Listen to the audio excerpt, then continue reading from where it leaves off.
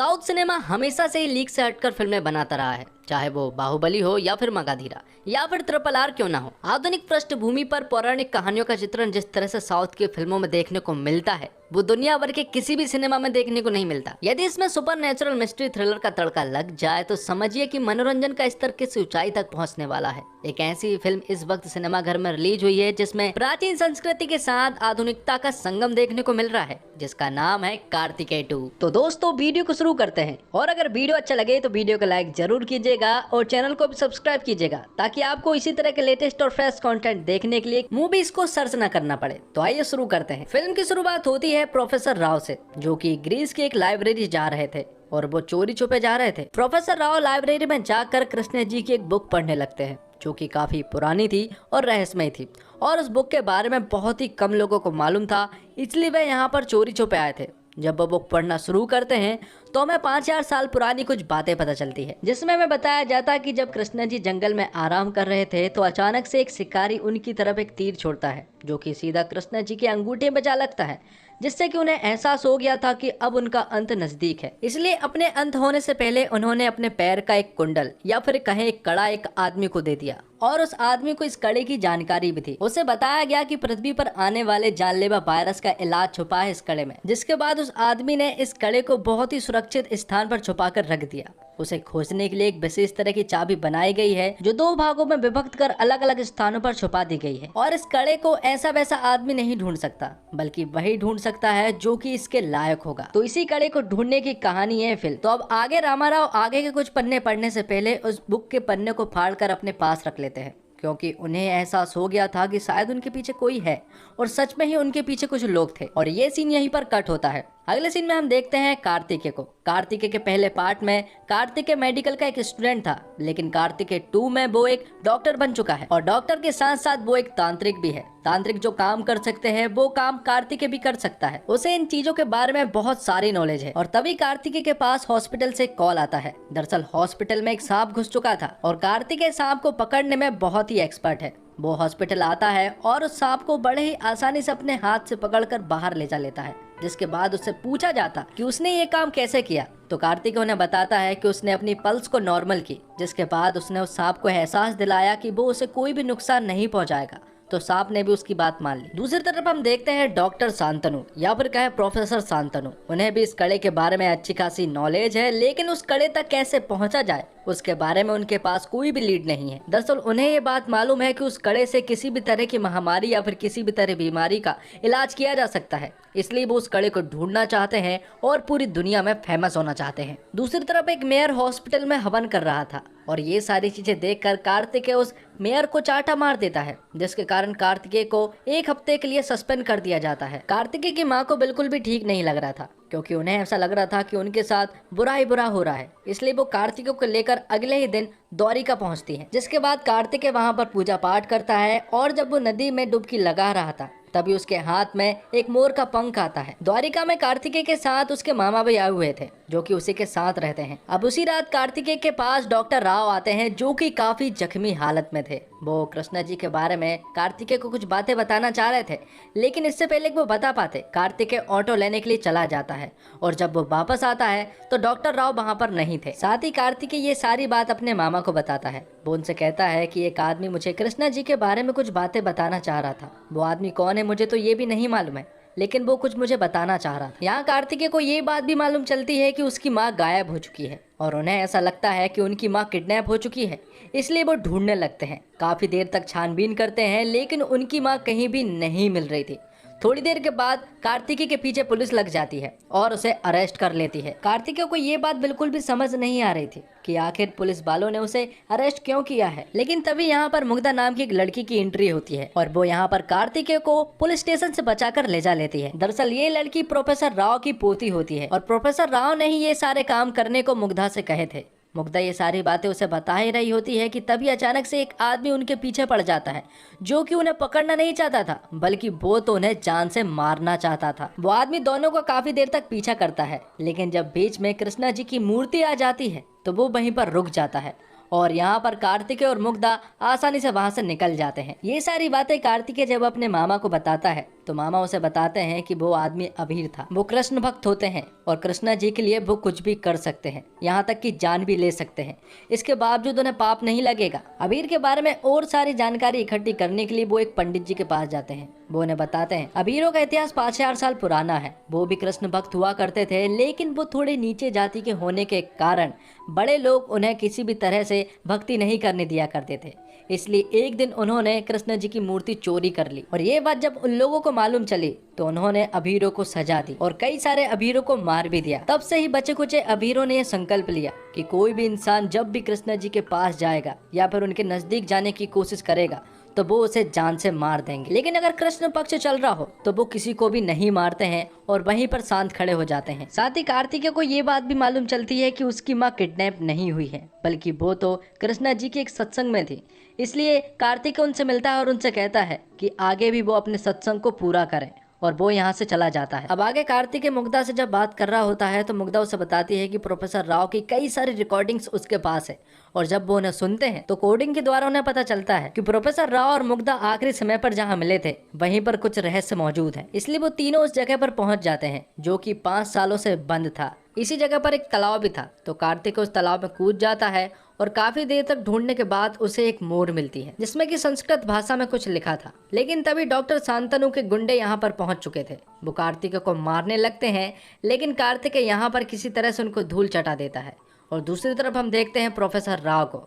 यहाँ पर शांतनु जब प्रोफेसर राव से कुछ सवाल पूछता है तो प्रोफेसर राव से कुछ भी नहीं बताते हैं, इसलिए शांतनु उसे जान से मार देते हैं। अब डॉक्टर शांतनु के पास कोई और चारा नहीं था कि वो कार्तिकेय और मुग्धा को पकड़ सके, इसलिए वो अखबार में एक वारंट इशू करवा देते हैं और 5 लाख रुपए का इनाम भी घोषित कर देते हैं कि जो भी डॉक्टर कार्तिकेय और मुग्धा को पकड़ेगा उसे 5 लाख रुपए दिए जाएंगे। और उनके पीछे पुलिस भी लग जाती है। अब उस मोर पर जो लिखा था उसे डिकोड करने पर मुग्धा कार्तिकेय को बताती है कि जिसे हम ढूंढ रहे हैं वो हमें गोवर्धन पर्वत पर मिलेगा। तो अब उन्हें गोवर्धन पर्वत पर जाना था, लेकिन प्रॉब्लम ये है कि उनके पीछे पुलिस भी पड़ी हुई थी। इसलिए वो सुलेमान नाम के एक आदमी की हेल्प लेते हैं और उसकी गाड़ी से वो लोग गोवर्धन पर्वत की ओर निकल पड़ते हैं। अब एक जगह पर पहुंचने पर उन्हें एक गुफा मिलती है जिसमें कि काफी अंधेरा था, लेकिन वहां के जो पत्ते थे वो हरे थे। इसका मतलब ये है कि यहाँ पर धूप पहुंचती है।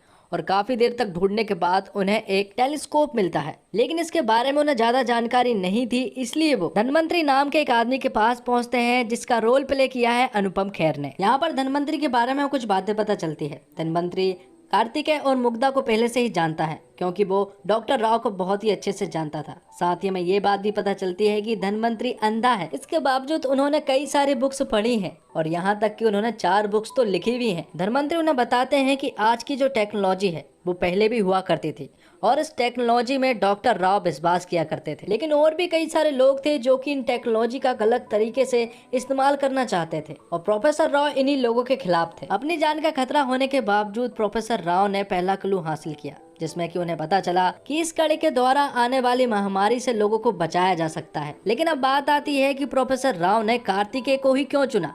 तो यहाँ पर धनवंतरी उन्हें बताते हैं कि प्रोफेसर राव ने कार्तिकेय को नहीं चुना बल्कि तकदीर ने कार्तिकेय को चुना है। लेकिन कार्तिकेय को ये बात समझ नहीं आ रही थी कि कृष्णा जी के कड़े से मेडिकल का क्या लेना देना। तो धनवंतरी उन्हें बताते हैं कि कृष्णा जी ने जो धर्म हमें बताया था वो धर्म नहीं बल्कि हमारा जीवन है। गीता के द्वारा करोड़ों लोगों को राह दिखाई, उनसे बड़ा गुरु और कौन हो सकता है। रक्षा के लिए समुद्र के बीच में द्वारिका नगरी बसाई, उनसे बड़ा आर्किटेक्ट कौन हो सकता है। आंखों से मन की बात समझाने वाला, उनसे बड़ा साइकोलॉजिस्ट कौन हो सकता है। बांसुरी बजाकर गाय और गोपियों को बांधने वाला, उनसे बड़ा संगीतकार कौन हो सकता है। अच्छी सेहत का संदेश देने वाला, उनसे अच्छा डॉक्टर कौन हो सकता है। धर्म के लिए युद्ध करो ये कहने वाला, उनसे बड़ा वीर कौन हो सकता है। कमी या कष्ट ना हो ये महसूस कराने वाला, उनसे बड़ा राजा कौन हो सकता है। हवन यज्ञ करके पानी को बरसाया, प्रकृति को समझने वाला, इससे बड़ा क्रामेटोलॉजिस्ट कौन हो सकता है। काइनेटिक एनर्जी से सुदर्शन चक्र को कंट्रोल करने वाला, उनसे बड़ा काइनेटिक इंजीनियर कौन हो सकता है। वो बताते हैं कि कृष्ण जी सब कुछ है, ही इज एवरीथिंग। यहाँ पर वो एडवांस टेलीस्कोप टेक्नोलॉजी के बारे में बताते हैं कि उस समय पे नक्षत्रों को इसी टेलीस्कोप से देखा जाता था और अभी भी इस टेलीस्कोप से उन नक्षत्रों को देखा जा सकता है। यहाँ पर वो कृष्णा जी के तपोस्थल के बारे में बताते हैं जो कि चंद्रशिला पर्वत पर मौजूद है। इसलिए आज ही उन्हें वहां पर निकलना होगा क्योंकि कृष्णा जी ने जिस इंसान को चुना है वो कोई और नहीं बल्कि कार्तिकेय ही है। इसलिए धनवंतरी की सारी बातें सुनने के बाद वे सभी लोग चंद्रशिला पर्वत की ओर निकल पड़ते हैं और जब वो रास्ते में थे तो अचानक से पुलिस वाले उन्हें दोनों तरफ से घेर लेते हैं। जिसके बाद कार्तिकेय के पास कोई और रास्ता नहीं था, इसलिए वो अपनी गाड़ी को सीधा नदी में कुदा देते हैं, जो कि पूरी तरह से बर्फ बन चुकी थी। लेकिन आगे जाकर उनका फ्यूल खत्म हो चुका था, इसलिए उन्हें वहीं पर उतरना पड़ता है। और जैसे ही वो वहां पर उतरते हैं तो अचानक से कुछ लोग आ जाते हैं और उन पर अटैक कर देते हैं। और जब वो उन्हें मारने ही वाले होते हैं कि तभी अचानक से पीछे से अबीर आ जाता है और वो उस आदमी को बुरी तरह से मार देता है। जिसके बाद वो उन लोगों को भी मारने ही वाले होते हैं कि तभी कृष्ण पक्ष चालू हो जाता है, जिसके कारण अबीर रुक जाता है और अब वो अगले 24 घंटों के लिए उन्हें हाथ भी नहीं लगाएगा। लेकिन वो उनके साथ साथ रहता है, वो जहाँ भी जाते हैं वो उनके साथ रहता। कुछ देर बाद अबीर उनसे अलग हो जाता है और कार्तिकेय और उसके साथी उस जगह पर पहुंच जाते हैं जहां पर उन्हें पहुंचना था। लेकिन जैसे ही वो वहां पर कदम रखते हैं कि पीछे से अबीर आ जाते हैं और वो इनके ऊपर बुरी तरह से अटैक कर देते हैं और उन्हें बहुत ही बुरी तरह से मारने भी लगते हैं। यहीं पर एक कृष्ण जी की मूर्ति भी रखी हुई थी, तो कार्तिकेय टेलीस्कोप और उस मोर की मूर्ति को जोड़कर एक बांसुरी बनाकर उनके हाथ में रख देता है, जो कि उनके हाथ में पहले मौजूद नहीं थी। ये सारी चीजें देखने के बाद अबीर भी रुक जाते हैं और ये एक चमत्कार के रूप में था। अब कड़े को पाने के लिए सिर्फ आखिरी पड़ाव बाकी था, लेकिन रास्ते में कई सारे सांप थे। उस कड़े को पाने के लिए 2 अबीर आगे जाते हैं, लेकिन सांप उन्हें बेरहमी से मार देते हैं। तब कार्तिकेय हिम्मत दिखाता है और आगे बढ़ता है। वो अपनी पल्स को नॉर्मल कर लेता है और आगे बढ़ता है और उस कड़े को प्राप्त कर लेता है। इस कड़े को पाना एक बहुत बड़ी उपलब्धि थी, जिसके कारण कार्तिकेय का पूरे दुनिया में नाम होता है। यहाँ पर कार्तिकेय डॉक्टर शांतनु से कहता है कि उन्हें अबीरों से बचकर रहना होगा, क्योंकि वो जल्द ही तुम्हें मारने वाले हैं।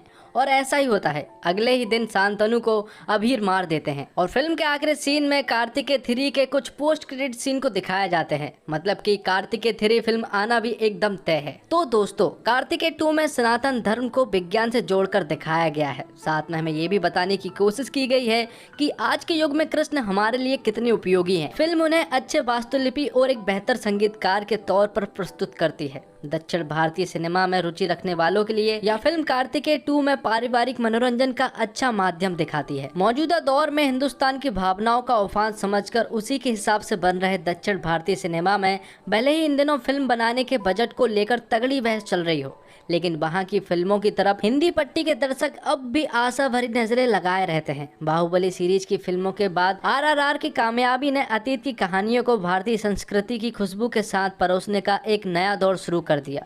और इसी दौर की नई तेलुगु फिल्म कार्तिकेय 2 ने भी मूल भाषा में धमाका मचा दिया। निर्देशक चंडू मोंडेती ने फिल्म कार्तिकेय 2 की कहानी भी खुद ही लिखी है। फिल्म का जो विषय उन्होंने चुना है उसको पूरी तरह से पर्दे पर अच्छे तरीके से पेश करने की पूरी कोशिश की गई है। इंटरवल के पहले कुछ सीन थोड़े कमजोर लगते हैं, लेकिन फिल्म की खासियत यह है कि वह अपने विषयों से भटकती नहीं है। इस फिल्म का सबसे मजबूत पक्ष इसकी सिनेमेटोग्राफी है। फिल्म की कहानी जब द्वारिकापुरी से वृंदावन होते हुए हिमालय पर पहुंचती है तो उस दृश्य को देखते हुए ऐसा महसूस होता है कि दर्शक वाकई हिमालय की खूबसूरत वादियों में पहुंच गए हो। तो दोस्तों, उम्मीद करता हूँ आपको वीडियो पसंद आई होगी। वीडियो अगर पसंद आई हो तो वीडियो को लाइक जरूर कीजिएगा और चैनल को भी जरूर सब्सक्राइब कीजिएगा, ताकि आपको इसी तरह के लेटेस्ट और फ्रेश कंटेंट हमेशा देखने को मिलते रहे। मिलते हैं एक और धमाकेदार वीडियो के साथ, तब तक के लिए आप हमारे चैनल के साथ बने रहिए। धन्यवाद। जय हिंद, जय भारत।